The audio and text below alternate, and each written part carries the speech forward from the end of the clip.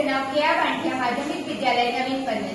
माझे नाव काव्या संदीप जोशी। मी इयत्ता 9वी अ मध्ये शिकत आहे। हे माझे सहकारी। माझे नाव ओम परडे। माझे नाव निहार परडे।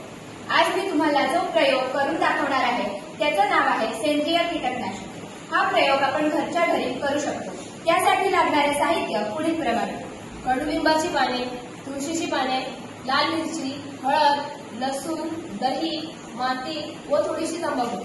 हे सर्व साहित्य आपण 1 लिटर पाण्यामध्ये मिसळणार आहोत। हे सर्व साहित्य या 1 लिटर पाण्यामध्ये मिसळून झाल्यानंतर हे पाणी अर्ध होईपर्यंत आपण उकळवणार आहोत आणि त्याला थंड होईपर्यंत या बरणीत राहू देणार आहोत। त्यानंतर आपण त्याच्यात दही, माती आणि तंबाखू मिसळणार आहोत आणि परत थंड करणार आहोत आणि त्यानंतर आपण ह्या बरणीत हे साहित्य 15 दिवस तसेच ठेवणार आहोत व रोज थोडे थोडे हलवणार आहोत। त्यानंतर आपण हे साहित्य गाळून घेणार आहोत आणि जे द्रावण तयार होईल तेच म्हणजे सेंद्रिय कीटकनाशके।